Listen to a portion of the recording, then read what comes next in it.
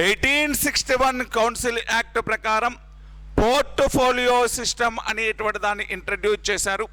Portfolio system అంటే అర్థం ఏంటి అంటే మంత్రివర్గ విస్తరణ అంటాం.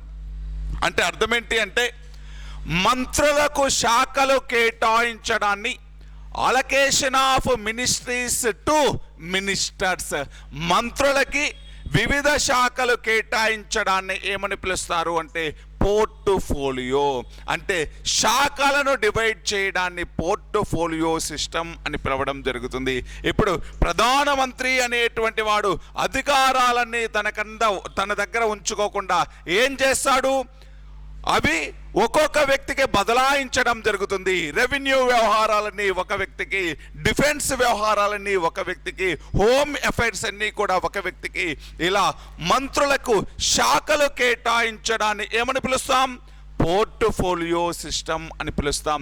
ఆ పోర్ట్ఫోలియో సిస్టమ్ అనేటువంటిది అంటే ఏ యాక్ట్ ఆ పోర్ట్ఫోలియో సిస్టమ్ని ఏ యాక్ట్ యాక్సెప్టెన్స్ చేసింది అంటే ఏ చట్టం ప్రకారం పోర్ట్ఫోలియో సిస్టమ్ అనేటువంటిది ఇంట్రడ్యూస్ చేశారు అంటే 1861 కౌన్సిల్ యాక్ట్ అనేటువంటిది. ఇంకా ఈ 1861 కౌన్సిల్ యాక్ట్ అనేటువంటిది భారతదేశంలో బడ్జెట్ అనేటువంటి ఈ సిస్టమ్ను ఇంట్రడ్యూస్ చేసింది. బడ్జెట్ అనేటువంటి దాన్ని భారతదేశంలో ఇంట్రడ్యూస్ చేసింది ఏంటి అంటే ఈ 1861 కౌన్సిల్ యాక్ట్ అనేటువంటిది. అంటే 1861 కౌన్సిల్ యాక్ట్ అనేటువంటిది బడ్జెట్ అనేటువంటి దాన్ని, బడ్జెట్ అంటే ఏంటి, ఆదాయ వ్యయాల అంచనాల పట్టిక. ఎంత ఆదాయం వస్తుంది, దానిని ఎలా ఖర్చు పెడుతున్నాము అని చెప్పేటువంటిదే బడ్జెట్. అలా బడ్జెట్ను ఇంట్రడ్యూస్ చేసింది ఏ చట్టము అంటే 1861 కౌన్సిల్ చట్టము అనేటువంటిది. ఇప్పుడు చూద్దాం, భారతదేశంలోని రాజ్యాంగంలో మొత్తం 395 ఆర్టికల్స్లో బడ్జెట్ అనేటువంటి పదం ఎక్కడా కూడా లేదు. బడ్జెట్ అనేటువంటి టర్మ్ లేదు. కానీ బడ్జెట్ గురించి చెప్పింది భారత రాజ్యాంగంలో ఒక ఆర్టికల్. అలా కేంద్ర బడ్జెట్ గురించి చెప్పినటువంటి ఆర్టికల్ పేరేంటి, 112. కేంద్ర బడ్జెట్ గురించి చెప్పినటువంటి ఆర్టికల్ ఏంటి అంటే 112. కాకపోతే బడ్జెట్ అనేటువంటి టర్మ్ లేదు. బడ్జెట్ అనేటువంటి టర్మ్ ప్లేస్లో యాన్యువల్ ఫైనాన్షియల్ ప్లాన్, వార్షిక ఆర్థిక నివేదిక, యాన్యువల్ ఫైనాన్షియల్ ప్లాన్ అని పిలవడం జరుగుతుంది. యాన్యువల్ ఫైనాన్షియల్ ప్లాన్, వార్షిక ఆర్థిక నివేదిక. ఒకసారి చూడండి, పోర్ట్ఫోలియో సిస్టమ్ని ఇంట్రడ్యూస్ చేసినటువంటి యాక్ట్ ఏంటి, 1861 కౌన్సిల్. బడ్జెట్ ఇంట్రడ్యూస్ చేసిన యాక్ట్ ఏంటి, 1861 కౌన్సిల్. బడ్జెట్ అనేటువంటి టర్మ్ కాన్స్టిట్యూషన్లో ఎక్కడైనా ఉందా, లేదు. కానీ బడ్జెట్ గురించి ఒక ఆర్టికల్ చెప్తుంది. ఏ ఆర్టికల్ అది, 112. బడ్జెట్ గురించి చెప్పేటువంటి ఆర్టికల్ 112. మరి 112 ఆర్టికల్ అనేటువంటిది ఎవరి బడ్జెట్ గురించి చెప్తుంది, సెంట్రల్ బడ్జెట్. బడ్జెట్ అనేటువంటి టర్మ్ ప్లేస్లో ఏ పదాన్ని వాడింది, యాన్యువల్ ఫైనాన్షియల్ ప్లాన్, అంటే వార్షిక ఆర్థిక నివేదిక అని పిలవడం జరుగుతుంది. అలా 112 అనేటువంటి ఆర్టికల్ దేని గురించి చెప్తుంది, సెంట్రల్ బడ్జెట్, కేంద్ర బడ్జెట్ గురించి చెప్తుంది. అదే 202 అనేటువంటిది ఇది మాత్రం ఎవరి గురించి చెప్తుంది అంటే రాష్ట్ర బడ్జెట్ గురించి చెప్తుంది. 202 అనేటువంటిది స్టేట్ బడ్జెట్ గురించి, 112 అనేటువంటిది సెంట్రల్ బడ్జెట్ గురించి చెప్తుంది. ఓకేనా, నెక్స్ట్ చూద్దాం. ఇంతకుముందు వైస్రాయ్ అనేటువంటి వాడు ఉన్నాడు, గవర్నర్ జనరల్ కమ్ వైస్రాయ్ ఉన్నాడు. ఈ గవర్నర్ జనరల్ కమ్ వైస్రాయ్ అనేటువంటి వ్యక్తికి ఏ పవర్ ఇచ్చింది అంటే ఆర్డినెన్స్ పవర్ అనేటువంటిది ఇవ్వడం జరిగింది. ఏ పవర్ ఇచ్చింది ఈ చట్టము అంటే ఆర్డినెన్స్ పవర్ ఇచ్చింది.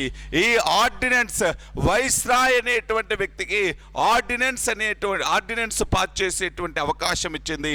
ఆర్డినెన్స్ యొక్క పదవీ కాలం 6 months, 6 నెలలు ఉండేది. అతనికి ఇష్యూ చేసినటువంటి ఆర్డినెన్స్ యొక్క పదవీ కాలం ఎంత ఉండేది అంటే 6 నెలలు ఉంది. చెప్దాం, ఆర్డినెన్స్ అంటే ఎమర్జెన్సీ ఆర్డర్ అని అర్థం. ఆర్డినెన్స్ అంటే అత్యవసర ఆదేశం అని అర్థం. ఇప్పుడు ఒకసారి దాని గురించి క్లారిటీగా నేర్చుకుందాం. భారత రాజ్యాంగంలో 123 అనేటువంటి ఆర్టికల్ 1, 2, 3 అనేటువంటి ఆర్టికల్ రాష్ట్రపతికి ఉండేటువంటి ఆర్డినెన్స్ ఇష్యూ చేసేటువంటి అవకాశం గురించి, అధికారం గురించి చెప్పడం జరుగుతుంది. 123 అనేటువంటిది రాష్ట్రపతికి ఆర్డినెన్స్ ఇష్యూ చేసే పవర్ ఉంది అని చెప్తుంది. మరి ఆర్డినెన్స్ ఇష్యూ చేసే పవర్ ఉంది అంటే ఆయన ఆర్డినెన్స్ ఎప్పుడు ఇష్యూ చేస్తాడు? అసలు ఆర్డినెన్స్ అంటే ఏంటి అంటే, చట్టం చేసే అధికారం ఎవరికి ఉందని చెప్పాము? పార్లమెంటుకు ఉంది. పార్లమెంటు చట్టం చెయ్యాలి అంటే సమావేశాల్లో ఉండాలి. సాధారణంగా పార్లమెంటు సంవత్సరానికి ఎన్నిసార్లు సమావేశం అవుతుంది? 2 సార్లు. సాధారణంగా 2 సార్లు. కాకపోతే జనరల్గా అంటే మనం సాంప్రదాయకంగా ఎన్నిసార్లు సమావేశం అవుతున్నారు? 3 సార్లు సమావేశం అవుతున్నారు. మరి చట్టం చేసేటప్పుడు పార్లమెంటు సమావేశాలలో ఉండాలి. పార్లమెంటు సమావేశం ఉండాలి అంటే 2 సభలు సమావేశంలో ఉండాలి, లోక్సభ, రాజ్యసభ. మరి సమావేశాలు అయిపోయాయి. సమావేశాలు అయిపోయిన తర్వాత ఒక సమావేశానికి ఇంకో సమావేశానికి మ్యాక్సిమం ఎంత టైం దాటకూడదు? 6 నెలలు దాటకూడదు. అంటే 6 నెలల వరకు గ్యాప్ ఉండొచ్చా? మరి ఈ మధ్య కాలంలో పార్లమెంటు సమావేశంలో లేనప్పుడు ఏదైనా ఒక విషయం పైన అత్యవసరంగా చట్టం చెయ్యాలి అంటే, ఏ పార్లమెంటు సమావేశాల్లో లేనప్పుడు ఏదైనా ఒక విషయం పైన అత్యవసరంగా చట్టం చేయాలి అంటే అప్పటికప్పుడు పార్లమెంటు సమావేశాలు కండక్ట్ చేయలేరు. కాబట్టి రాష్ట్రపతి అనేటువంటి వ్యక్తి ఒక ఆర్డినెన్స్ను పాస్ చేయడం జరుగుతుంది. ఆర్డినెన్స్ అంటే నథింగ్ బట్ చట్టమే. పార్లమెంటు చేసినటువంటి చట్టానికి ఏదైతే పవర్ ఉంటుందో అదే విధంగా రాష్ట్రపతి ఇష్యూ చేసినటువంటి ఆర్డినెన్స్ కూడా అదే పవర్ ఉంటుంది. పార్లమెంటు చట్టం ఎలా పనిచేస్తుందో రాష్ట్రపతి జారీ చేసినటువంటి ఆర్డినెన్స్ కూడా అలాగే పనిచేస్తుంది. అంటే పార్లమెంటు చేసేటువంటి చట్టానికి ఈక్వల్గా ఉంటుంది రాష్ట్రపతి జారీ చేసేటువంటి ఆర్డినెన్స్ అనేటువంటిది. కాకపోతే ఇప్పుడు స్వతంత్రం వచ్చిన తర్వాత మన రాష్ట్రపతి జారీ చేసేటువంటి ఆర్డినెన్స్ యొక్క గరిష్ట కాల పరిమితి 7.5 నెలలు. 7.5 నెలలు అనేటువంటివి 7.5 నెలలు కాదండి, ఒక్కసారి చెప్తాం అంతేలేండి. 6 నెలల 6 వారాలు. 6 నెలల 6 వారాలు అంటే ఎంత? అంతే, 7.5 నెలలు.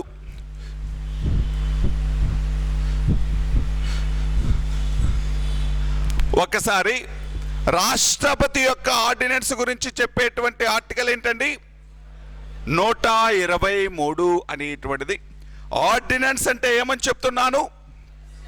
Emergency order. ఎప్పుడు జారీ చేస్తున్నారు ఆర్డినెన్స్ని? పార్లమెంటు సమావేశాలలో లేనప్పుడు ఇష్యూ చేయడం జరుగుతుంది. పార్లమెంటు సమావేశాల్లో లేనప్పుడు రాష్ట్రపతి అనేటువంటి వ్యక్తి ఈ ఆర్డినెన్స్ని ఇష్యూ చేయడం జరుగుతుంది. మరి స్వతంత్రం వచ్చిన తర్వాత రాష్ట్రపతి ఆర్డినెన్స్ని ఇష్యూ చేస్తుంటే, మరి స్వతంత్రం రాకముందు 1861 కౌన్సిల్ యాక్ట్ ప్రకారం ఆర్డినెన్స్ ఇష్యూ చేసేటువంటి పవరు ఎవరికిచ్చారు? వైస్రాయ్కి ఇవ్వడం జరిగింది. ఆయన యొక్క ఆర్డినెన్స్ యొక్క కాల పరిమితి ఎంత? 6 నెలలు. ఆయన యొక్క ఆర్డినెన్స్ యొక్క కాల పరిమితి ఎంత అండి? 6 నెలలు. నెక్స్ట్ 1861 కౌన్సిల్ యాక్ట్ ప్రకారం. నెక్స్ట్ ఇంకొకటి అండి, 1861 కౌన్సిల్ చట్టం ప్రకారం భారతదేశంలో హైకోర్టులను ఏర్పాటు చేయడం జరిగింది. భారతదేశంలో మొత్తము హైకోర్టులను ఏర్పాటు చేయడం జరిగింది. ఈ చట్టం ప్రకారం 1861 కౌన్సిల్ యాక్ట్ ప్రకారం 1862 సంవత్సరంలో మొత్తం 3 హైకోర్టులను ఏర్పాటు చేశారు.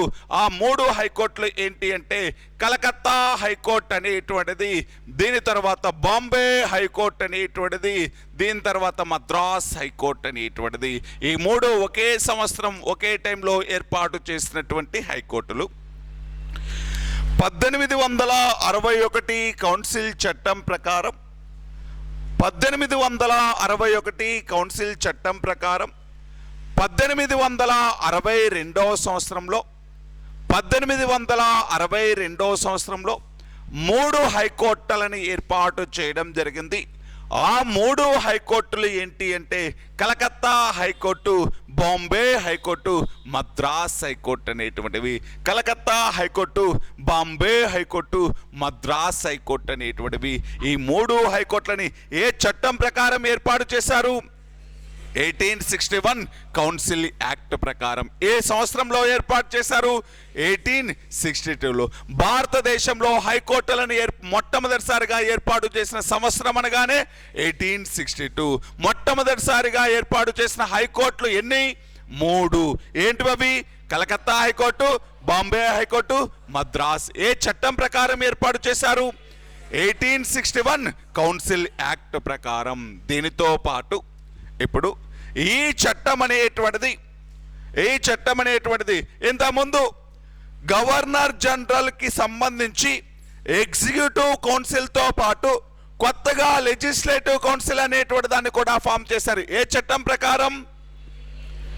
1853 చార్టర్ యాక్ట్ ప్రకారం. మరి 1853 చార్టర్ యాక్ట్ ప్రకారం ఏర్పాటు చేసినటువంటి ఆ లెజిస్లేటివ్ కౌన్సిల్ ఏమని పిలిచాం? మినీ పార్లమెంట్ అని పిలిచాం. ఇప్పుడు అలా ఏర్పాటు చేసినటువంటి ఆ శాసన నిర్మాణ శాఖకి, అలా ఏర్పాటు చేసినటువంటి లెజిస్లేటివ్ బాడీకి 3 భారతీయులని నామినేట్ చేయడం జరిగింది. అంటే మొట్టమొదటిసారిగా శాసన నిర్మాణంలో అంటే నామినేట్ చేశారు భారతీయులని. 1861 కౌన్సిల్ చట్టం ప్రకారం గవర్నర్ జనరల్ యొక్క శాసన నిర్మాణ శాఖకి 3 భారతీయులని నామినేట్ చేయడం జరిగింది. ఆ 3 భారతీయులు అనేటువంటి వాళ్ళని ఏ చట్టం ప్రకారం నామినేట్ చేశారు అంటే 1861 కౌన్సిల్ యాక్ట్ ప్రకారం. 1861 కౌన్సిల్ యాక్ట్ ప్రకారం 1861 కౌన్సిల్ చట్టం ప్రకారం 1861 కౌన్సిల్ చట్టం ప్రకారం గవర్నర్ జనరల్ శాసన నిర్మాణ శాఖకి, గవర్నర్ జనరల్ లెజిస్లేటివ్ బాడీకి ఎంతమంది భారతీయుల్ని నామినేట్ చేశారు అంటే 3 భారతీయులని నామినేట్ చేయడం జరిగింది. ఎంతమందినండి? 3 భారతీయులు. అంతకుముందు ఇండియన్స్కి దాంట్లో ప్లేస్ ఉందా? లేదు. మొట్టమొదటిసారిగా ఇండియన్స్కి 3 ఇండియన్స్కి దీనిలో భాగస్వామ్యం అనేటువంటిది కల్పించడం జరిగింది. 3 భారతీయుల్ని నామినేట్ చేయడం జరిగింది. అంటే క్రమక్రమంగా చట్టం చేయడంలో, శాసన నిర్మాణంలో, పరిపాలనలో ఎవరికి పార్టిసిపేషన్ కూడా ఇస్తున్నారు? ఇండియన్స్ని కూడా పార్టిసిపేషన్ ఇస్తున్నారు. ఇది ఏ చట్టానికి సంబంధించింది అంటే 1861 కౌన్సిల్ యాక్ట్. 1861 కౌన్సిల్ యాక్ట్ ఏం చెప్తుంది అంటే ఈ చట్టము అనేటువంటిది పోర్ట్ఫోలియో సిస్టమ్ను ఇంట్రడ్యూస్ చేసింది. ఈ చట్టము అనేటువంటిది ఆర్డినెన్స్ ఇష్యూ చేసేటువంటి అధికారం వైస్రాయ్కి ఇచ్చింది. ఈ చట్టం ప్రకారమే 1862 సంవత్సరంలో 3 హైకోర్టులను ఏర్పాటు చేశారు. అవి Calcutta high court, Bombay high court, Madras high court అనేటువంటిది. అదేవిధంగా ఈ చట్టం ప్రకారమే భారతదేశంకి సంబంధించినటువంటి 3 వ్యక్తులని గవర్నర్ జనరల్ యొక్క లెజిస్లేటివ్ కౌన్సిల్కి నామినేట్ చేయడం జరిగింది. గవర్నర్ జనరల్ యొక్క లెజిస్లేటివ్ కౌన్సిల్కి నామినేట్ చేయడం జరిగింది. అంటే శాసన నిర్మాణంలో క్రమక్రమంగా భారతీయుల యొక్క పార్టిసిపేషన్ కూడా ఇన్వాల్వ్ చేస్తున్నారు. భారతీయులను కూడా సభ్యులుగా జాయిన్ చేయడం జరుగుతుంది. ఇది ఏ చట్టానికి సంబంధించింది అంటే 1861 కౌన్సిల్ యాక్ట్కి సంబంధించింది. 1861 కౌన్సిల్ యాక్ట్ అనేటువంటిది చేసినప్పుడు ఎవరు గవర్నర్ జనరల్గా ఉన్నారు? లార్డ్ కానింగ్ అనేటువంటి వ్యక్తి. నెక్స్ట్ చట్టం అండి 1892 కౌన్సిల్ యాక్ట్.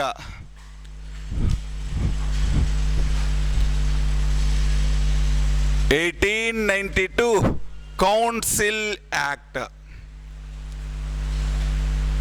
చిన్న చట్టమేనండి, పెద్దగా ఇంపార్టెంట్ చట్టం. ఒక పాయింట్ విషయంగా ఇంపార్టెంట్ చట్టం. భారతదేశంలో బడ్జెట్ని మొట్టమొదటిసారిగా ఎప్పుడు ఇంట్రడ్యూస్ చేశారు? ఏ చట్టం ప్రకారం? 1861 కౌన్సిల్ యాక్ట్ ప్రకారం. ఫస్ట్ ప్రస్తుతం రాజ్యాంగంలో ఏ ఆర్టికల్ బడ్జెట్ గురించి చెప్పింది? 112 ఆర్టికల్ 112. కానీ బడ్జెట్ అనేటువంటి టర్మ్ ఉందా? లేదు. బడ్జెట్ ప్లేస్లో ఏ టర్మ్ వాడుతున్నారు? Annual financial. ప్రస్తుతం కేంద్ర ప్రభుత్వానికి సంబంధించి పార్లమెంట్ సెషన్స్ లేనప్పుడు రాష్ట్రపతి జారీ చేసేటువంటి ఆర్డినెన్స్ గురించి ఏ ఆర్టికల్ చెప్తుంది? ఏ ఆర్టికల్ చెప్తుంది? 123 123 అనేటువంటి ఆర్టికల్. ఆర్డినెన్స్ అంటే అర్థం ఏంటి? అత్యవసర ఆదేశము. ఆర్డినెన్స్ యొక్క కాల పరిమితి అంటున్నాను 6 నెలల 6 వారాలు లేకపోతే 7.5 నెలలు. 6.5 6 వారాలు లేకపోతే 7.5 నెలలు అనేటువంటివి. ఇప్పుడు చూద్దాం 1892 కౌన్సిల్ యాక్ట్ అనేటువంటిది గవర్నర్ జనరల్ యొక్క లెజిస్లేటివ్ కౌన్సిల్లో, గవర్నర్ జనరల్ యొక్క లెజిస్లేటివ్ కౌన్సిల్లో సభ్యుల సంఖ్యని ఇంతకుముందు 1861 కౌన్సిల్ యాక్ట్ ప్రకారం ఆ గవర్నర్ జనరల్ యొక్క లెజిస్లేటివ్ కౌన్సిల్లో ఎంతమంది భారతీయులకు సభ్యత్వం కల్పించారు? 3కి. అసలు టోటల్ ఎంతమంది మెంబర్స్ ఉన్నారు? 10 మంది మెంబర్స్ ఉన్నారు. అంటే లెజిస్లేటివ్ కౌన్సిల్లో టోటల్ ఎంతమంది ఉన్నారండి? 10 మంది. 10 మందిలో ఎంతమంది భారతీయులకు సభ్యత్వం కల్పించారు? 3కి. ఇప్పుడు చూడండి 1892 కౌన్సిల్ యాక్ట్ ప్రకారం లెజిస్లేటివ్ కౌన్సిల్ సభ్యుల సంఖ్యని 10 నుంచి 16కు పెంచి భారతీయుల్ని 6 మందిని నామినేట్ చేస్తున్నారు. అంతకుముందు 3 ప్లేస్లో ఇప్పుడు ఎంతమందిని నామినేట్ చేస్తున్నారు? 6 మంది. మళ్ళీ చెప్తాను చూడండి. 1861 కౌన్సిల్ చట్టము అనేటువంటిది, ఈ చట్టం ప్రకారం గవర్నర్ జనరల్ యొక్క శాసన నిర్మాణ శాఖలో మొత్తం 10 మంది సభ్యులు ఉన్నారు. 10 మందిలో 3 భారతీయులకి స్థానం కల్పించడం జరిగింది. మళ్ళీ 1892 కౌన్సిల్ యాక్ట్ ఈ చట్టం ప్రకారం గవర్నర్ జనరల్ యొక్క శాసన నిర్మాణ శాఖలో సభ్యుల సంఖ్యని 10 నుండి 16కు పెంచడం జరిగింది. ఈ 16 మందిలో 6 భారతీయుల్ని నామినేట్ చేయడం జరిగింది. ఎంతమంది భారతీయులు నామినేట్ చేశారండి? 6. అంటే అంతకుముందు 1861 ప్రకారం ఎంతమంది ఇండియన్స్కి ప్లేస్ ఇచ్చారు? 3కి. మరి 1892 ప్రకారం ఆ 3ని కాస్త ఎంతమందికి పెంచారు?